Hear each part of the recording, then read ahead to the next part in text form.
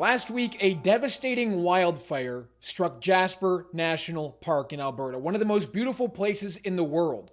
The fire consumed 358 square kilometers of pristine forest, and over 358 structures in the town of Jasper were destroyed. But thanks to the heroic efforts of firefighters along with the military last week, major historical buildings were saved and critical infrastructure like schools, hospitals, and water treatment facilities were also saved in the town. Not every historical building in the town of Jasper was able to be saved, including the 96-year-old St. Mary and St. George Anglican Church, a beautiful church which is now completely lost to the wildfire. But just minutes after news broke that a massive wildfire had started in Jasper National Park, the usual suspects at a political level reminded Canadians that this was the fault of climate change. But how much did climate change really impact this wildfire? And was it something else? Was it poor forest management? How much of this wildfire was preventable? All right, joining us now on the Faulkner Show is a former senior planner at Jasper National Park, Peter Scholz. Peter, thank you so much for joining us on the show. Pleasure to be here. Thank you for the invitation. So on a LinkedIn post just days after the wildfire, you wrote that if the town of Jasper burns, you pin the blame on Parks Canada leadership for failing to properly implement forest management policies and for not being willing to combat what you call eco-activists who have pushed an ideological message in ways of combating wildfires and dealing with forest policy. Peter, I just want to ask you, as an expert in this field, as someone who's worked on the ground at Jasper National Park, why do you think this fire started? Thanks for the invitation. And just for clarity, I am a registered professional planner. I'm not a registered professional forester. The information that was given to me was from the chief of forest fire response and prevention at Jasper National Park in 2008. I worked as the senior planner there from January. I had a permanent full-time position. I ended up resigning after half a year because I felt my time was being wasted and I couldn't accomplish change that would actually be effective, and I'd basically be wasting my career. And I believe that was the correct decision. At the time, the fire chief pulled me aside as senior planner and told me about forest management in Jasper National Park, what needed to be done, and asked me in my position to try to communicate upward through the manager of land use planning and through to the superintendent. And they weren't responsive to what was going on. And what was going on at the time that made the chief of wildfire management and yourself concerned? Forest firefighting is now so well done that it's almost too well done. If you can prevent almost every small and medium forest fire, the unfortunate side effect of that is that trees continue to drop branches, trees continue to fall, trees continue to get older. If you want, I can go into the life cycle of a typical spruce pine forest in Jasper National Park, and that you get the ground-based fuel buildup. You get all these dead twigs, branches, trees that build up and up and up year after year after year. The trees get older, they get drier. As they get older, they have a natural life expectancy. And you basically create a giant pile of dry wood. And that went on for decade after decade after decade. I worked in 2008, and it was a serious concern at that time. I have been very active in the parks beforehand and walked off trail, and the situation goes at least back to the mid-90s of having a severe fire fuel buildup. Jasper National Park, since 2008, it's been 17 years. I've been through the park every 2 to 3 years, and you can see beetle kill trees. Now, in my estimate, up to 30 to 40%. That is consistent with other estimates that have been made last year. That is dry standing timber. It's well aerated, it's standing there, it's ready to burn. So the entire area that burnt, anybody with any understanding of forest management saw that this was a powder keg. All you needed was a hot day with strong winds and the whole thing was going to go. Guess what happened? So you're saying that there was so much confidence in firefighters' abilities to put out wildfires that the necessary steps to prevent those wildfires just weren't being taken as far back as 2008 and even before that as well? Not exactly. There's confidence in stopping the small fires, but I know that the fire team was telling upper management repeatedly, at least back in 2008 and since forward, there's a certain point we can't fight it anymore. There's too much fuel. It'll catch too fast. We need to clear out. We need to do prescribed burns during wet weather. We need to get machines in there. We need to log. We need to do things to remove the amount of fuel. We're very good at this, but there's a certain limit, and we have reached that limit. And that limit was reached 17 years ago. Wow. So why do you think Parks Canada wasn't addressing these concerns? Why do you think management at Parks Canada wasn't willing to actually listen to the demands being made by firefighters? I think there's two reasons for that. One I'm sure about, and one I'm not sure about. The one I'm sure about is that a lot of the folks that live in Jasper or visit Jasper are in the national parks are very nature minded, and I appreciate that. They view cutting down trees as very bad under any circumstance.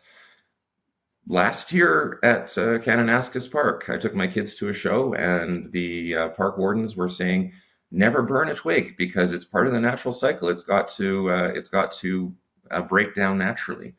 Well, that's not reality. This is a fire-based ecosystem. We're not on the BC coast where it rains pretty much all the time. We're in a fire-based ecosystem. Fuel builds up. It needs to be cleared out either by hand or by machine, or it needs to be cleared out by fire. And that cultural attitude that it's wrong to cut down trees, that it's wrong to do timber management, is widespread across the West. And in a national park, which is based on conservation, obviously those values get a lot stronger. The people are very emotionally attached to the national parks, and rightly so.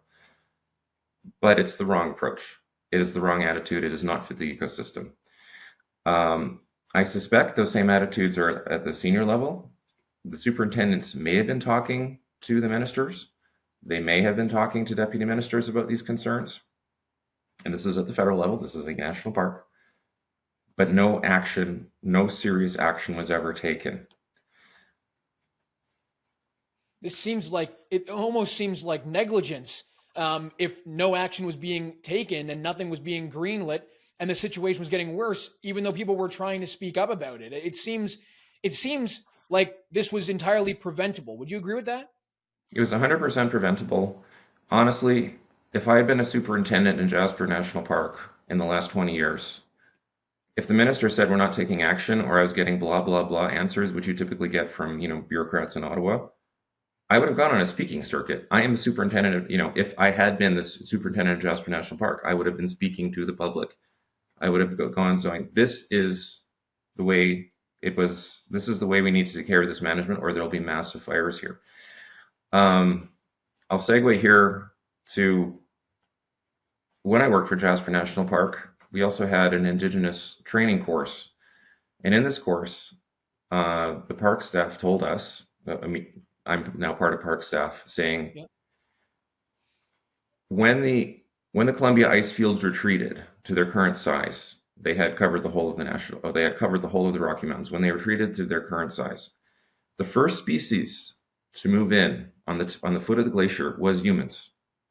They were First Nations persons who were already very, very accustomed to the climate of the area. They've been in the area already for thousands of years. And this is, the ice sheets retreated 5,000 to 10,000 years ago. So they had been in Jasper National Park for thousands of years. And if you check the forest cycle through the smoke records, through archaeology and the dendritic record, it clearly shows fires running every 30 to 60 years in Jasper National Parks, at least since the 1600s. What does that say? That when you see that kind of intermittency, it shows that there's willful management. They were doing prescribed burns, they're clearing out dead wood, and they're being consistent about it. They're doing small and medium-sized fires at consistent pacing. That creates a very complex ecosystem where mature trees cover 10 to 20% of the subalpine and the lower valley. There are no trees in the alpine, it's too cold. And then you have different stands of different ages. You have a lot of berries, and you also have a lot of forage, which means you had buffalo, you had elk, you had moose. You have a food cornucopia, massive numbers of wildlife, massive numbers of fruit, ability to support very large populations. That was deliberate. Enter contact, and the disease wave killed most of the First Nations persons.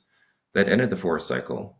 And the first mega fires you see were actually in the 1900s, early 1900s, because the First Nations, their cycles had been interrupted. At the time Jasper National Park was established, there was only about 20% mature forest cover in the subalpine and lower valleys.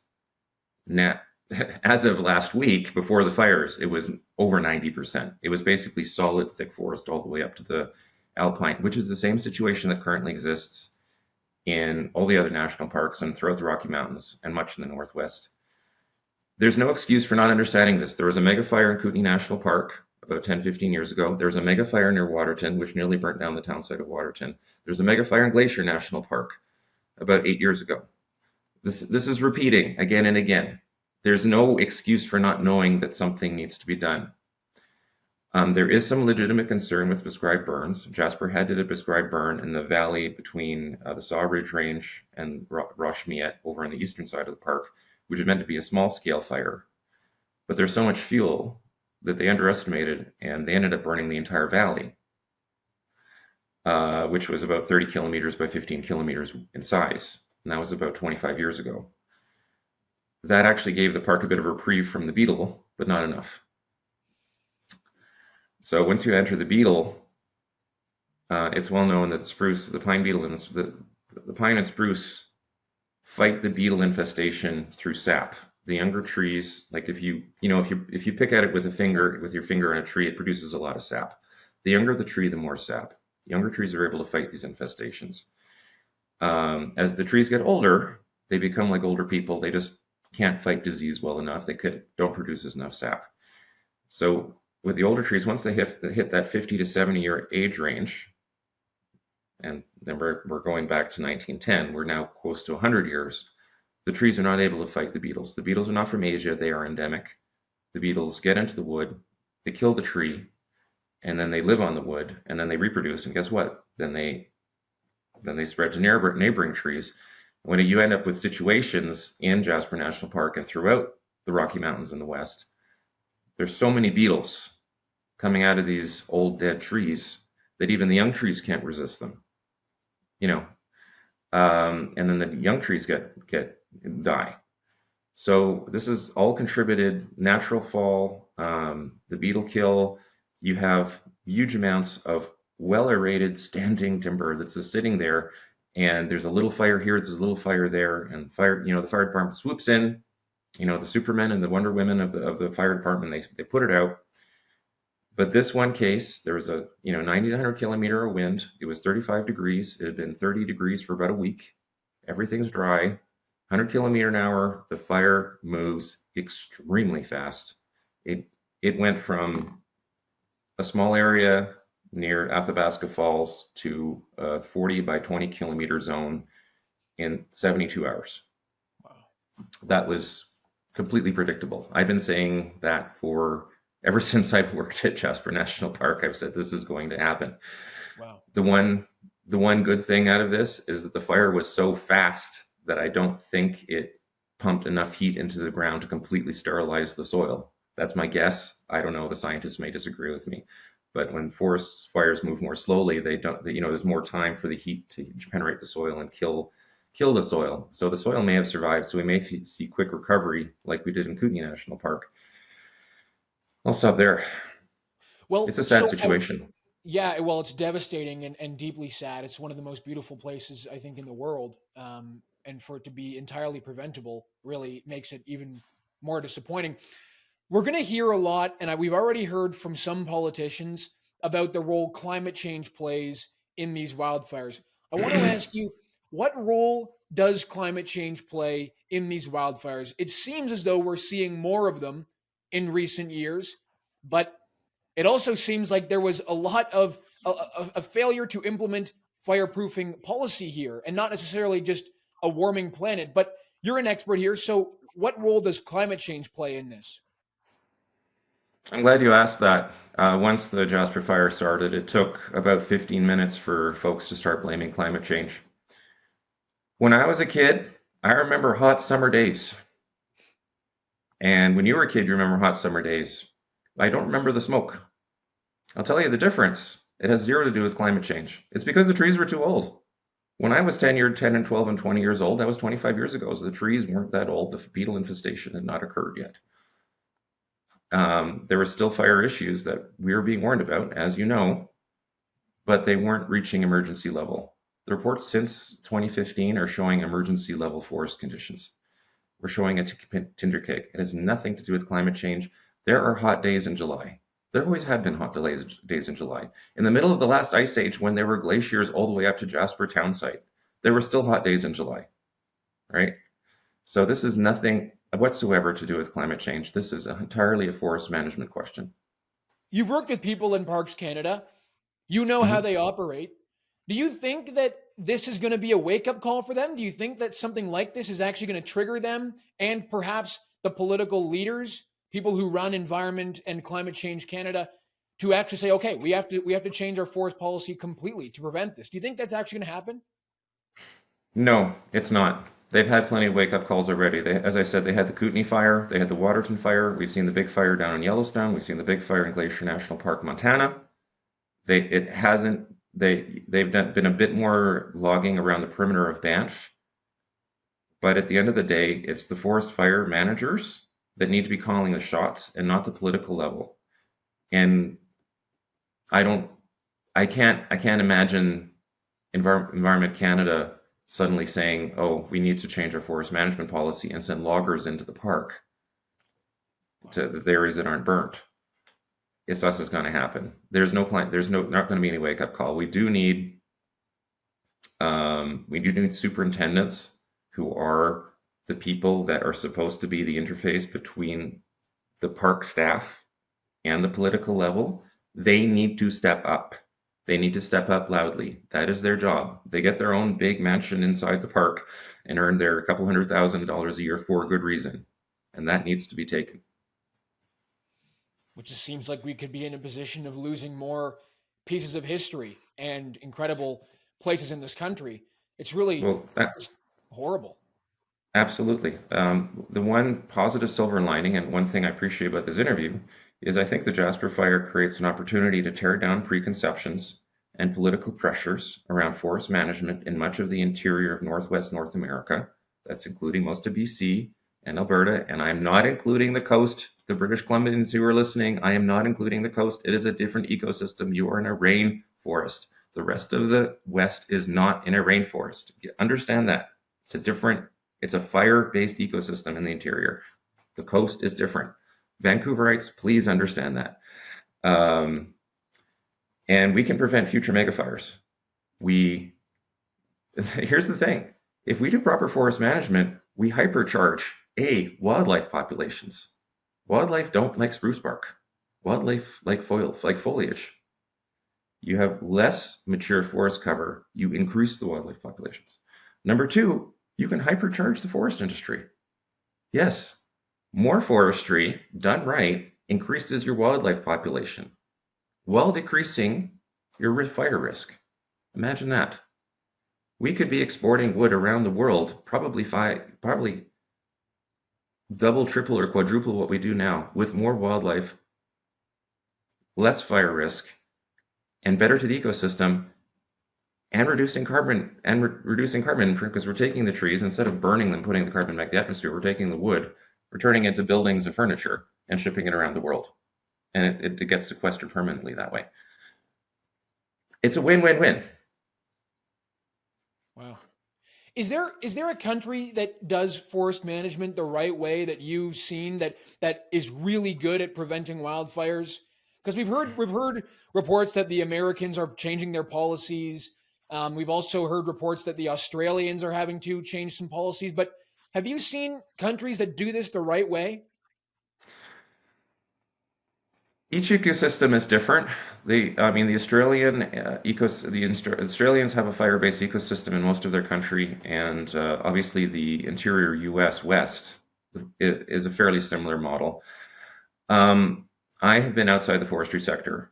Uh, I'm a town and regional planner, so Right. my understanding is of the Canadian Rocky Mountains and understanding their ecosystem because I had to develop policy for their. But each ecosystem is different. This one is a fire-based ecosystem. It has been for 10 or 20,000 years. We need to change our approach to it because that's where we are now. And these attitudes about never cut down the trees because killing trees is murder does not belong at any time, in my opinion, but it certainly does not belong here. And it's coming from very populated areas on the coast, in large part, California, Vancouver. But also, I think it might have some European roots. If you look at the fire forests of the Alps and the Carpathians and the Scottish Highlands, there's not many forests left in the Scottish Highlands, but anyway, um, those are not fire-based ecosystem. If you have broad-scale fire, something has gone seriously wrong. Trees do need to be extracted carefully, one at a time. But this is a much different approach, and the approach does apply down at least as far as Colorado.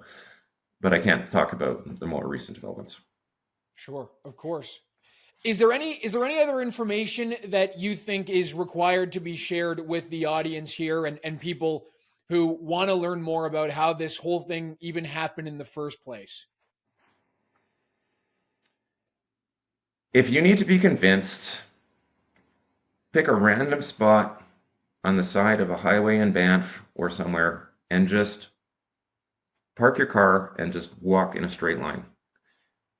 You will, once you pass the fire cutback zone, you will enter the raw forest and you will see for yourself massive amounts of dead branches and trees, very little understory foliage, almost nothing there will be no squirrels. You'll see very little sign of other wildlife in this forest. You don't have to go very far. You can go 500 meters, 600 meters into the forest and you'll see it for yourselves. You don't need to be an expert. And you'll think, on a hot, dry day with strong winds, I can light a match on a twig, or there can be one lightning bolt, or I can be whatever, an arsonist or whatever, one match, and this is going to go very quickly. And then you step back and you look at the sheer scale of the forest that you're looking at. And you'll understand the apprehension that folks like me see. And if you're a lover of the outdoors like myself, and you get your renewal from hiking or fishing or hunting or whatever you do, and you look at the forest, you'll feel a sense of great outrage that we need to fix the situation, get it back to pre-contact type of management pretty quickly. Incredible.